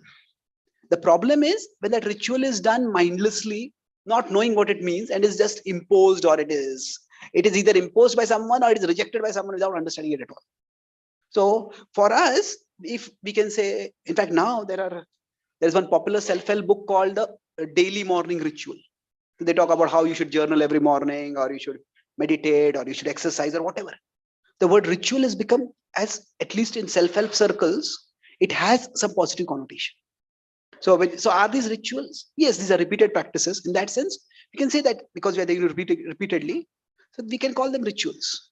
But that doesn't mean that they are mindless or valueless. Okay. And my second down is that I am a youngster, and for a nation, the youngsters are the pillar and the strength. And for me, what is the major duty for every youngsters in today's generation? Especially for my case, I'm asking. So what is the major duty for us as youngsters? Well, my understanding is that each of us in the Bhagavad Gita, Krishna talks about, for every one of us, there is a duty towards the world that is called as Loka Sangraha. Loka Sangraham evapi sampashyan kartumarase. Loka Sangraha literally means maintenance of the world. See, each one of us, we are taking something from the world. We are taking something from the government, we're taking something from the environment. So if we take something, we need to give something back. That's the idea. So we have a responsibility in the society. So Loka Sangraha is an important part of what we are meant to do. But along with that, there is also Atmagyan. There is self-understanding, self-realization. So both of these are important duties for human beings. Now, all living beings survive. Now, animals don't think I am contributing to society. They are driven by their body drives. They may contribute to a herd, but they're not consciously thinking I'm contributing to a herd. That's just the way their instincts work. But we humans, to be responsible, means so dharma has a broad gamut of meanings. So dharma at a basic level, it begins with Loka Sangraha. Loka Sangraha means that whatever larger whole we are belonging to, we need to contribute to that. So if I'm a part of a family, I contribute to the family. If I'm part of a city, I pay taxes to the city. If I'm part of a country, if I'm working in a company, if I'm taking salary from the company, I have to do job for the company. So whichever whole we are a part of, we need to contribute to that. But this, say if I'm as an individual, I'm a part of a family, I'm a part of a, like this, there are many circles we are a part of. And we have various roles associated with these circles. Now, what the Gita says is, there is the ultimate circle. Okay. There is the ultimate circle that we are a part of, and that ultimate circle is Krishna. Mamai Vamsho Jiva Loke Jiva Bhutah Sanatana. That is one circle that we are eternally a part of. Now, we may be part of one job, one professional community now. We may change our profession. We may not be part of another community. So, when we are a part of whatever circle we are a part of, we need to act responsibly. So, we look at our guna and karma, we look at our God-given gifts, and we find out how best we can contribute. And then ultimately, our connections with Krishna. So in bhakti, there are two aspects. There is the outer contribution that we do through our various services. Services can be what we do when we come to the temple. We see our job as a service. We see our taking care of our family as a service. Krishna says, Swakarmana tam abhyarcha. Do your work in a mood of service. So devotion has these two aspects. There is this contribution, that is a part of Loka Sangraha, and there is connection. Connection is how we connect ourselves. We connect with the ultimate whole with whom we are part of. And both of these actually can reinforce each other. So when we practice bhakti, when you come for satsang like this, when we do sadhana, then our kama, krodha, lobha decrease. See, what kama, krodha, lobha do is, when lust, anger, greed is there, then each of these, they create an imbalance where we want to take more than what we give. If a person is greedy, they will take more from the world, from the environment, and they will give very little to the environment. Same with lust. When there's lust, what happens is we objectify the other person, reduce the other person to just a source of sensual pleasure or a source of wealth or whatever. So the more we become purified, the more we can contribute. So connection can help us to bring purification. That will help us make contribution. And as we make contribution, we realize that the more I'm internally connected, the better I contribute. So these can both grow. So for the nation, what can we do? We try to understand who we are better and understand ourselves as Atma and understand what gifts we have been given. And then once we understand those gifts, what interests we have, what talents we have, then we can find out how best we can contribute. Okay. Thank you. Right. Last question. Yes, please.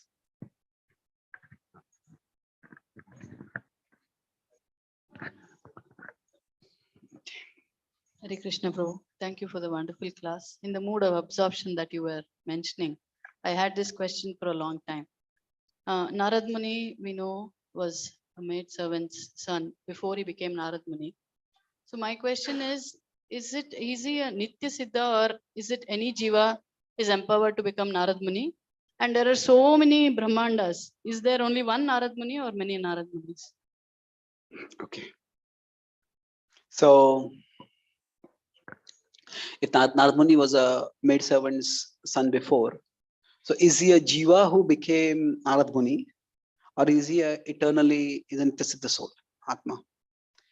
So first point is that in general, this categorization is not to be overemphasized. That who is a Nitya Siddha, who is a Sadhana Siddha. Sometimes we may start thinking that somebody is a Nitya Siddha is better. Somebody Sadhana Siddha is not so good. It's not like that. Prabhupada said, if somebody has become a billionaire, if somebody is if you are in need of money and somebody is a billionaire, and they're a charitable billionaire. Now, whether they got this billion as an inheritance or whether they got the billion by their hard work, it doesn't make much difference. We can get charity from them. So similarly, whether somebody is a Nitya Siddha or Sadhana Siddha, that doesn't make a huge difference. Sometimes we somehow start thinking that somebody Sadhana Siddha is a lesser person. It's not like that. If we start judging great characters from that perspective, then we will become unnecessarily judgmental. That what does the Bhagavatam say? That not the Bhagavatam, Nectar of Instruction says that don't judge devotees by their external characteristics. So this is also that past history is like an external characteristic. Having said that, if we want to look at Narad Muni's story, so in general, the Bhagavatam has a particular focus. And what is the Bhagavatam's focus? That it is in that particular story. Narad Muni is demonstrating the potency of bhakti through his own life story. So that means that it just like if somebody tells you become Krishna conscious, okay, that's nice, I'm interested. But if they tell how they became Krishna conscious and how Krishna conscious helped them, then that is more interesting. That may be more persuasive. So Narad Muni is primarily telling his story to demonstrate or to complement, to reinforce the teachings that he wants Vyasadeva to emphasize in the Bhagavatam. So from that perspective, it's a particular narrative frame.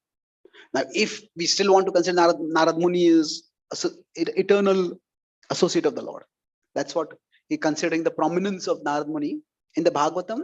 Krishna is mentioned in every canto of the Bhagavatam. No other avatar is mentioned. And the only other character who is like that, almost omnipresent in the Bhagavatam, in every canto is that is Narad Muni. So now we could say that Narad Muni is an eternal associate of the Lord who was arranged by the Lord to appear in maid servant's family. And after that, he was elevated. That is one vision we could have. Now, for example, Srila Prabhupada, we consider him an eternal associate of the Lord who is descended to the world. Prabhupada, the 6th chapter of the Bhagavata talks about how that devotees, that some souls are very born in devotees' families. And Prabhupada at one time in the talking with the astrologer said that he was born, he was in a wealthy family or something before. So Prabhupada did not emphasize that his credentials for preaching bhakti came because he had descended from the spiritual world. Prabhupada did not make those paranormal supernatural claims. Prabhupada said that his authority for speaking, sharing bhakti came from the instructions of his spiritual master, from the tradition that he was a part of. So in general, within the, if you look at the Bhagavatam's mood, as well as our acharyas, founder acharyas emphasis, it is don't get too caught in the supernatural claims. So Prabhupada was very grounded.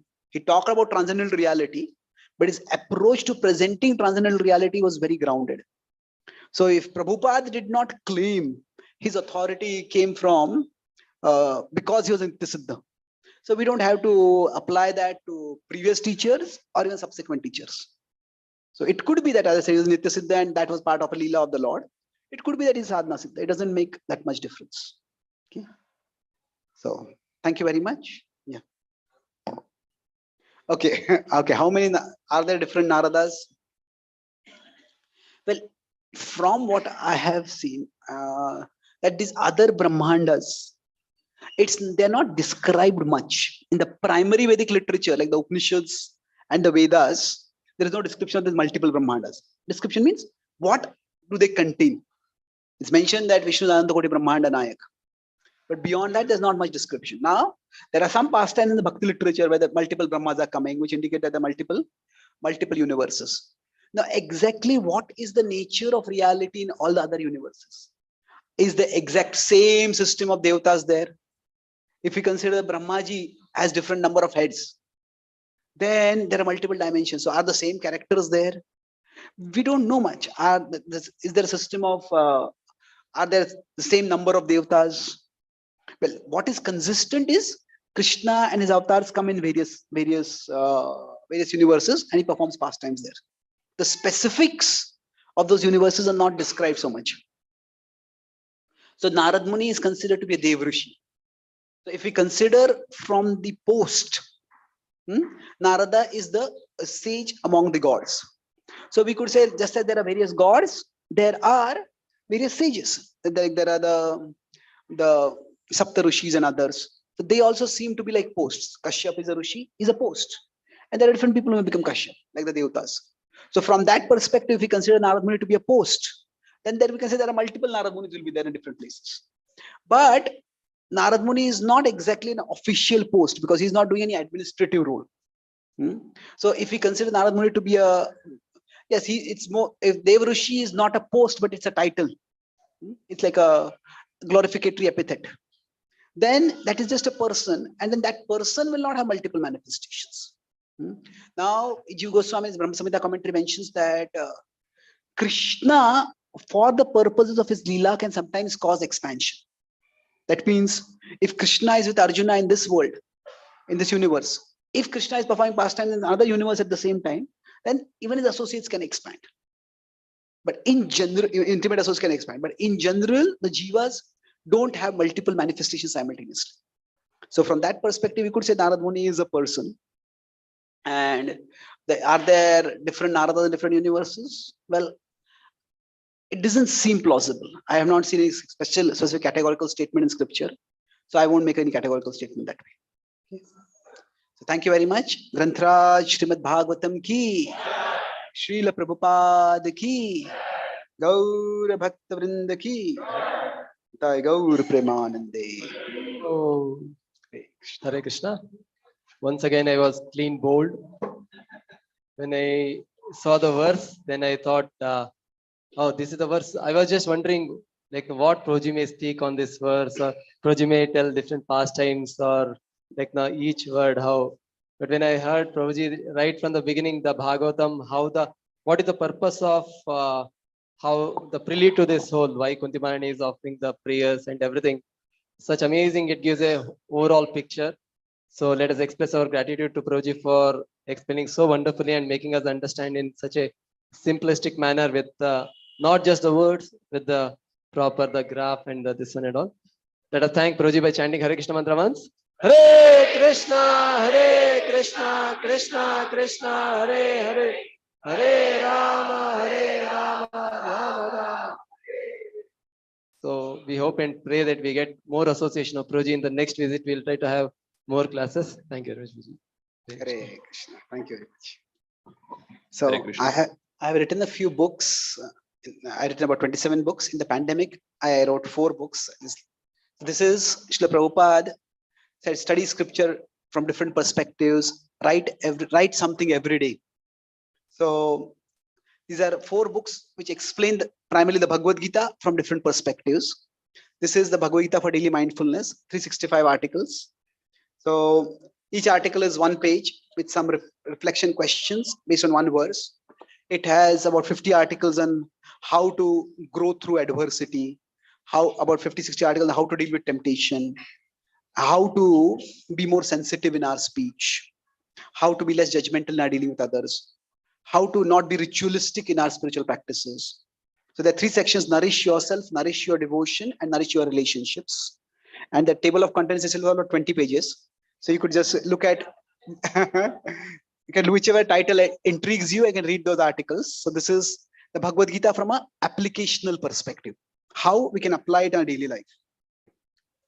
Then this is the Bhagavad Gita from a rational perspective. This follows the mood of Baladev Vidyabhushan's commentary.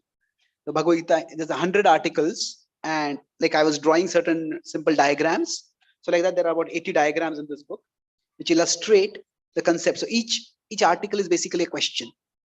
So if the modes are the doers, then why are we held responsible for our actions? If God is equal to all, then why is he taking the side of the Pandavas? If if God's will is supreme, then do we really have free will? Is everything destined? So questions like these are answered based on the Bhagavad Gita, 100 questions. And this is the Bhagavad Gita from that was the rational perspective, this is a relational perspective. How the Gita is not just philosophy, but it is actually Krishna's love for Arjuna expressed through the medium of philosophy. And ultimately it is divinity's love for all of humanity. So many incidents from the Mahabharata, how they are connected with verses of the Gita, that's explained in this book. So how the Gita can nourish our bhakti, that can be understood through this book. And this is the Gita from an inspirational perspective. The 365 quotes inspired by the Bhagavad Gita. There's a quote on inspiration. If we wait till we feel inspired, then we will definitely be waiting indefinitely. So this is inspired by 634 in the Bhagavad Gita. So each quote, if you Google it, it'll take you to my website Gita Daily, where there's an article explaining it. But even without that, the quote is self-explanatory. And this is also a very non-intrusive way of sharing spirituality with colleagues, friends, family members, especially those who are not interested in spirituality. They may not read a book, but anybody can read a quote, and if they like a quote, then that can trigger some spiritual discussion. So all these 4 are also available as a set at a discount. And if we don't have much time, but a few sets I can sign before I go for the Sunday feast program there in the Shishadipuram temple. Thank you very much. Hare Krishna. Thank you so much. I'd like to make some quick announcements. There are the scores that have come up. Now, these scores have not been updated fully to date, but I would just read out to the extent that we have updated. Gaurchandra Gopinath Prabhu and team, 47 Srimad Bhagavatam sets. And Bhagavad Gita, Krishna, total is 1205.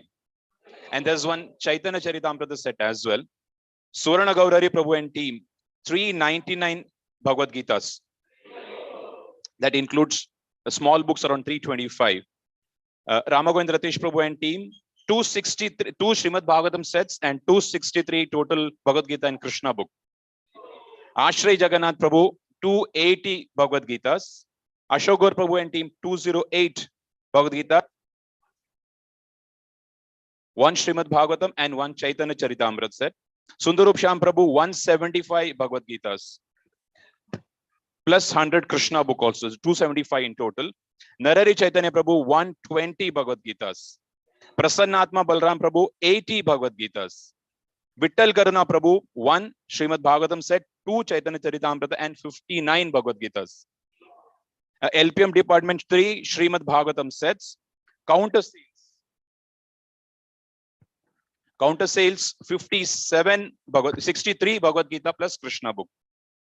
Dayama Baldev Prabhu, 1 Srimad Bhagavatam and 80 Bhagavad Gitas. Ravindra Nitai Prabhu, 52 Bhagavad Gitas. Venugopal Prabhu, 1 Srimad Bhagavatam. And Srinidhi Prabhu, 20 Bhagavad Gitas. Let us all chant once Hare Krishna Mahamantra for this wonderful devotees. Hare Krishna, Hare Krishna.